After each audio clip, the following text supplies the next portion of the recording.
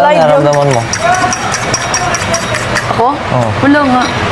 Kaya ano? Wala. Hindi ka... Ate, ano ba? I-overthink ko pa ba? Am I really that much? Breaking these feelings down. You don't really know you. So ayun na guys, totoo kaya ang balita na nalaman na ni Fiang na wala na siyang babalikan na Sian sa outside world.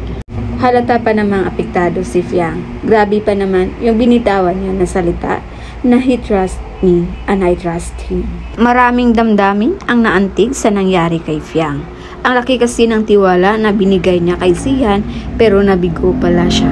Ang sakit nun sa part ni Fiang. At ngayon pa talaga ipinaalam ni Kuya na kailangan ni Fiang na mag-focus ngayon dahil patapos na ang Big Brother. Kung may mga taong naantig ang puso sa nangyari kay Fiang, hindi naman nawawala ang mga basher. May nagsabi na ang ganda ni Fiang pero sobrang obsessed daw ito kay Sian. Pero dipinsa ng mga supporters ni Fiang, mahal niya kasi ito kaya nagtiwala siya. Hindi naman kasi akalain nito na sa kanyang pansamantalang pagpasok sa bahay ni Kuya, makakita na pala ng iba. Lumabas kasi na naging cheater na si Sian kahit nasabihin hindi pa naman sila ni Fiang. Pero the fact na nanligaw na ito kay Fiang, dapat naging seryoso siya, loyal at hindi na nag-entertain pa ng ibang babae.